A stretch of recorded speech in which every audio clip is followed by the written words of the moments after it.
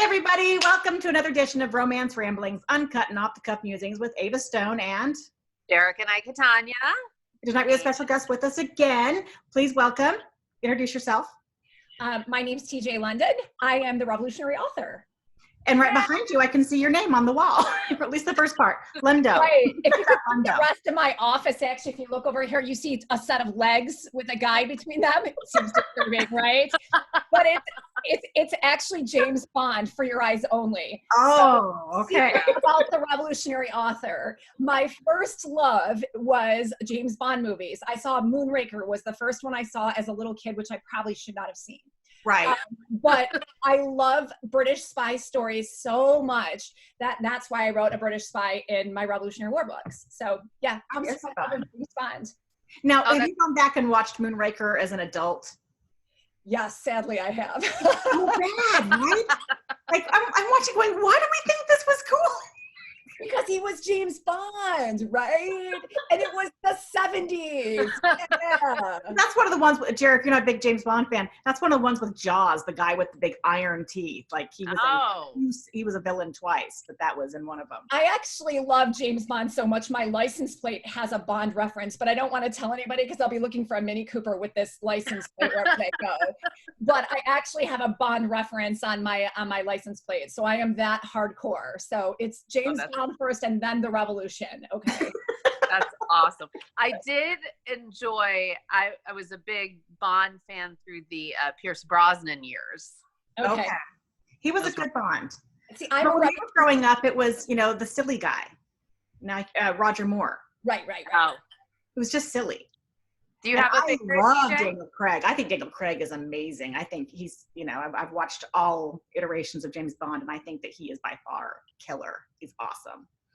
I like him in a Speedo, that's for sure. I gotta be honest with you, I had a moment in the theater, I'm like, whoo, I never had these dreams about James Bond. But honestly, people ask me all the time, because I'm such an enthusiast of James Bond, which is my favorite.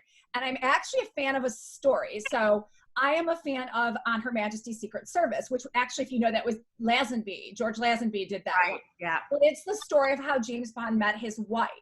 And my real name is Tracy. Okay, I've given it away now. And her name was Tracy too. So my father was that big of a James Bond fan. So seriously. Oh, yeah. Oh wow.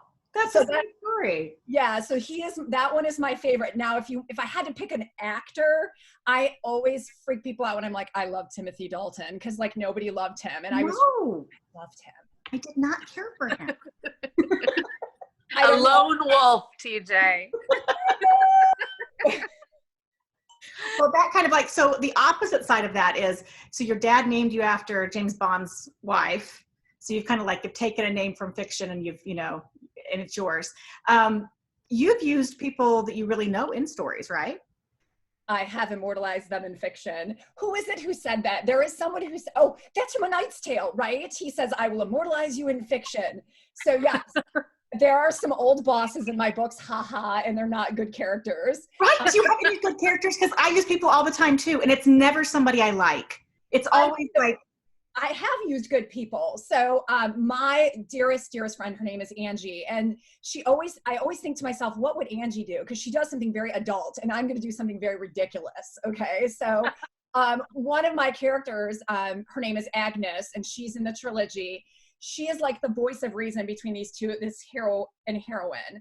So when I was writing the characters, I'm like, I need someone who's a real adult in the room. And Angie is the most adult person I know. So she became Agnes, and she's actually been one of the favorite characters of some of my readers. So I was kind. And as I said that, I thought about the fact in our first Kevner series, Jer, I used Cassie, and that was from, our reader, Cass Dixon, because she let me use the name of her dog, Oscar. So I had to name the heroine after her too. So that's the only time I've named a character after somebody that I actually genuinely like. Because I will like to say, I don't name a villain in vain. All villains need a name, and they may as well be named after somebody I don't like. Right? I actually chose, interestingly enough, Nancy Feldman. I don't know if any of you ever met Nancy Feldman. Yeah. She has two characters in Man of War, my next outcoming book, because one, I enjoy her so much as a person when I'm around her, but also she made my revolutionary costume that I had. So the female heroine has to go and get a dress made. And so she goes to Feldman's Clothier, and the woman's name is Nancy, who waits on her. So it was kind of a way of my homage to her for making my costume, but also being such a great animated person. So. And she totally is. As you say that, I know Deb has written her into something she wrote about her too, Deb Marlowe. So Nancy, Nancy is immortalized out there in many ways. Yeah, all good ways, all good ways. That's awesome. Oh my goodness. So what have you, what are your tips for surviving I keep saying the apocalypse, which isn't really accurate, but I feel like it's funnier to say. That it feels like it in a way. Strangely done. So let me think. Well, one of them is I cycle. So I like to do Cycle Bar, and we were fortunate enough to actually be able to rent cycles from the company. And so I do my virtual Cycle Bar, I confess, and I get away from my husband because that's all that's at my house, but it's just like having a child. I just want to be away. But also I do a lot of yoga. One, because I have neck issues, which cause my migraines. So I have to stay very flexible and take care of those things, and deep breathing. I actually am working from home. My job doesn't ever change. Like I always work from home. So that's kind of helped during the daytime. I go for a walk. Do you know what I'm saying? I try to like do something to just like take myself out of the whole environment, right? You know, and I don't watch a lot of the news, and I don't watch a lot of social media, which is bad. It's not that, right? We're supposed to be around and present, but I've actually had to really exit myself from the space a lot because of not only the negativity, but the false information and all those types of things. So I have a rule. I watch the news in the morning, and that's it. If I'm going to get it, I'll get it the next morning. That's the only thing. I shut off my social media. I only allow myself twice a day to look at it right now. So I really have limited those external factors. Well, and you have a new kitty cat, newish, right? I do. I have Hamilton, right? So, yeah, Hamilton. We call him a ham bone or ham and cheese. Yeah, so we adopted him too. So I had a 20-year-old cat named Mickey Blue Eyes who went to heaven only a month ago. Yeah, he was 20, right? But Hamilton, so beautiful. All of the pictures of him were just so gorgeous. I used to tease him that he was like David Beckham, very good looking with a terrible voice. If you ever see this story, but he had the crappiest, nastiest like meow, but he was beautiful. And so now we have Hamilton, who's my like bright orange kitty, who is named after obviously my favorite revolutionary hero, Alexander Hamilton. So, yeah. Have you seen the musical? 5 times. Oh my God. Yeah, I confess I've seen it more than the average person, but I love it. But the thing is, I was a huge Hamilton fan long before the Hamilton craze, because I've been a Revolutionary War fan since I was like a 5-year-old girl and saw The Bastard by John Jakes when I was way too young. So again, you grew up seeing a theme here. I was about to say there's a theme. When we grew up, us Generation Xers, parents didn't care what you watched on TV. Like they covered your eyes for 2 seconds and then we watched it. You know what I'm saying? Right. Like we were all latchkey kids, so no one was home paying attention to what we were watching, right?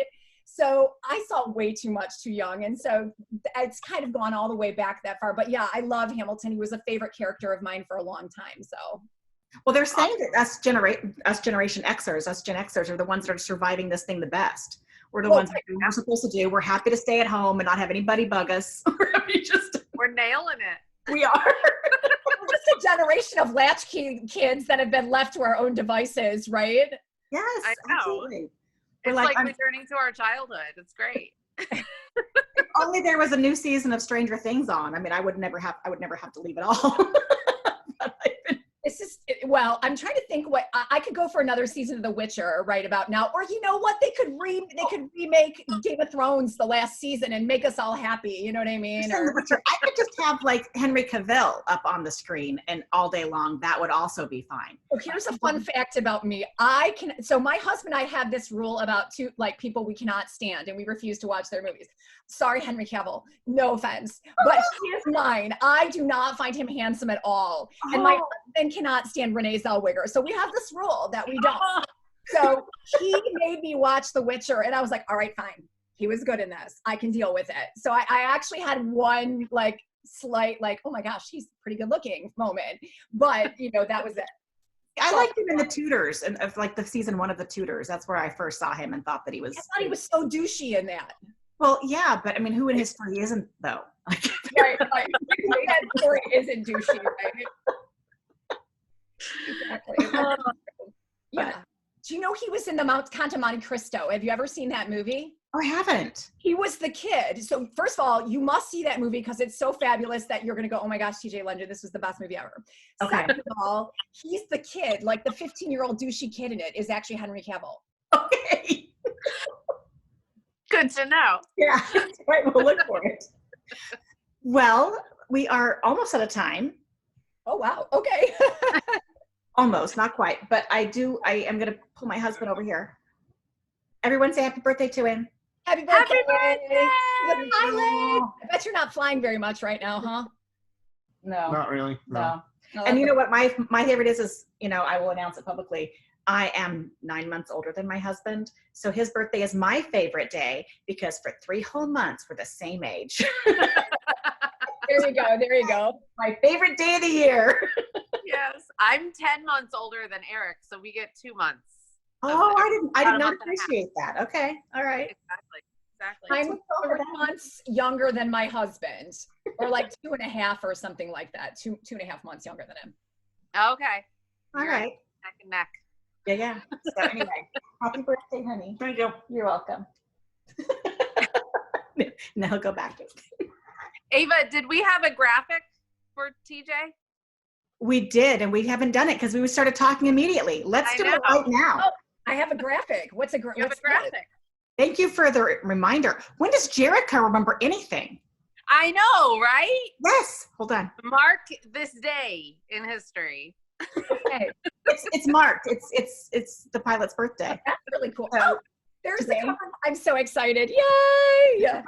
Is this your new release, TJ? Yes, it comes out April 11th, and I am so excited. Man of War. It is actually the prequel to my saga. So I did my first 3 stories. Now we have a prequel. I had to catch up my readers. You can technically read Man of War if you haven't read The Tory, the Traitor, and the Turncoat.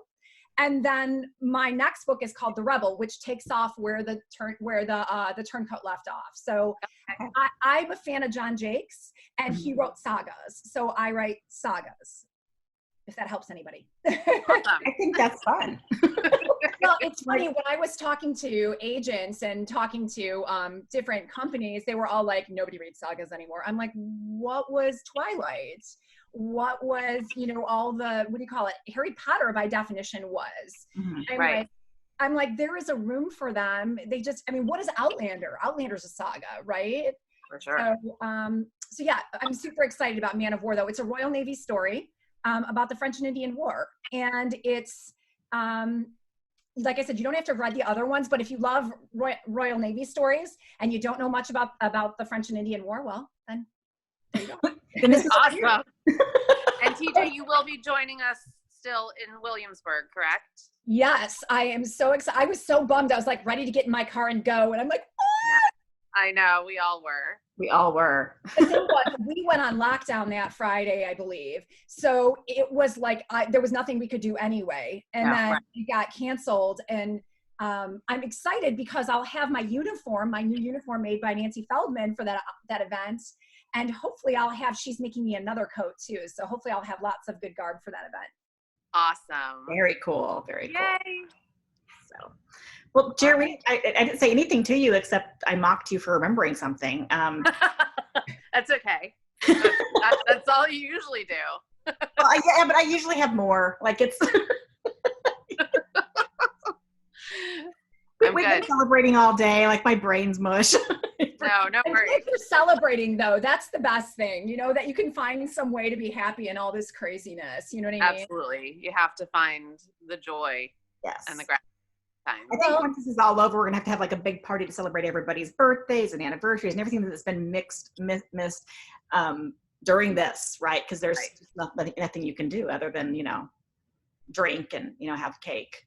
Like I honestly will just be happy to get in my car and drive. Like I seriously have not driven any. I'm like, oh my gosh, wouldn't it be nice to go get my head shaved right about now? It's showing my gray. I'm like, oh, my nails are. They're coming up halfway up my nail bud, and it's and it's this gel stuff. I can't take it off by myself or B reapply it. So when I don't know, at some point they're just going to be look like jaggedy messes. Picking them off or something like that at certain points. I know Yeah. I actually bought something to shave my head because I was like, this is it. The mohawk cannot grow out that much, right? So my husband's like, he goes, you want me to shave it? I'm like, yes, I do. So we're going to see how this goes. I mean, I might be bald next time you guys see me. I noticed you were waiting until after this show. Right? So if it turns out really bad, everyone would be like, well, okay. But, you know, so. But I can't, like, I'm one of those people where it starts to get shaggy and I'm like, oh my gosh, like my hair is too long. Like right now it feels long, where most people are like, wow, that's really brave. Well, good luck with that. Yes, and good luck with your release on April 11th. Yes. We'll see you in person in Williamsburg, and I hope you all survive the apocalypse until tomorrow night. Yeah, and be safe in your lockdowns and take care of yourself, everybody, and just like we're all in this together, right? Yes, Definitely. we are. Yeah. Awesome. Thanks, TJ. Right. See ya. Thanks for being with Bye, us. guys.